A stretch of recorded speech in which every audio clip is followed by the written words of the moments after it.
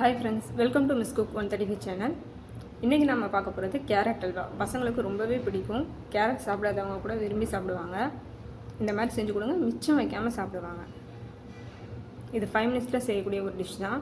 என்னுடைய இந்த வீடியோ உங்களுக்கு பிடிச்சிருந்தது அப்படின்னா லைக் பண்ணுங்கள், கமெண்ட் பண்ணுங்கள், சப்ஸ்கிரைப் பண்ணுங்கள். பாருங்கள், பார்க்கவே எவ்வளோ அழகாக இருக்குது. வாங்க இது எப்படி செய்யலான்னு பார்க்கலாம். வாங்க, வானலியில் 2 ஸ்பூன் நெய் ஊற்றிக்கோங்க.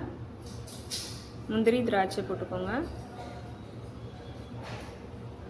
அந்த நெய்யில் வறுத்து எடுத்துக்கோங்க. அடுப்பு சிம்மில் வச்சு வறுத்துக்கோங்க, இல்லைனா கருகிடும்.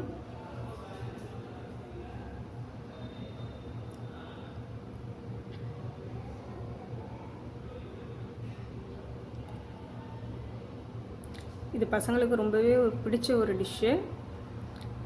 வீட்டில் ட்ரை பண்ணி பாருங்கள், கண்டிப்பாக சாப்பிடுவாங்க பசங்க. இது எல்லாத்தையும் ஒரு பாத்திரத்தில் மாற்றிக்கிறோம். நான் கேரட் 3 கேரட் ஆல்ரெடி பெரிய கேரட் துருவி வச்சுருக்கிறேன். இதை நம்ம அந்த நெய்லேயே நல்லா டீப் ஃப்ரை பண்ணிக்கிறோம்.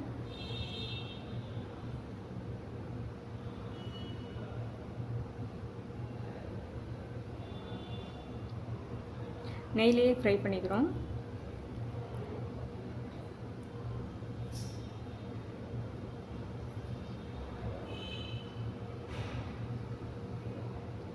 இப்போ நம்ம திக்காக 1 கிளாஸ் பெரிய கிளாஸில் பால் எடுத்து அந்த கேரட்டில் ஊற்றுறோம். நீங்கள் பால் எவ்வளோ ஊற்றுறீங்களோ அந்தளவுக்கு கேரட் உங்களுக்கு நின்று வேகும். அதனால் கேரட்டினுடைய அந்த பச்சை வாசம், கேரட்டினுடைய அந்த ஸ்மெல் எதுவுமே இல்லாமல் ஒரு ஸ்வீட் தன்மை இருக்கும்.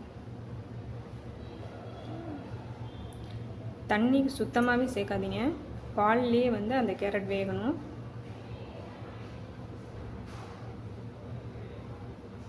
பார்த்திங்கன்னா இப்போ பால் நல்லா இழுத்துருச்சு அந்த கேரட்டோட.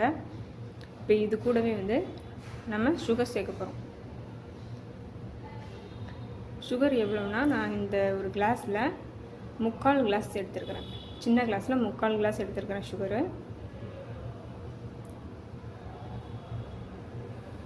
நீங்கள் எந்த அளவுக்கு சுகர் வேணுமோ அதே அளவுக்கு நீங்கள் போட்டுக்கோங்க. கம்மியாக வேணும்னா நீங்கள் கம்மியாக யூஸ் பண்ணிக்கலாம். நம்ம அந்த சுகரை சேர்த்து ஃப்ரை பண்ணும்போது மெல்ட் ஆகும். அடுப்பு சிம்மில் வச்சுக்கோங்க. திரும்ப சொல்கிறேன், சிம்மில் வச்சுக்கோங்க.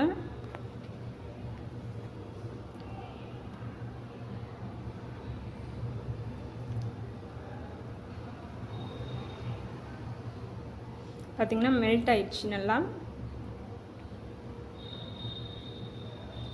இப்போது கேரட் அந்த சுகர் ரெண்டுமே சேர்ந்துருச்சு.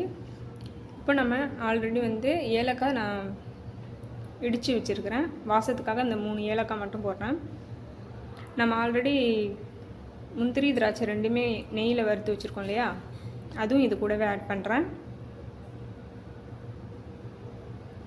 நெய் திகட்டாது அப்படின்றவங்க இதுக்கு மேலேயும் இன்னும் 1 ஸ்பூன் நீங்கள் நெய் சேர்த்துக்கலாம், ஆட் பண்ணிக்கலாம். இன்னும் வாசமாக இருக்கும்.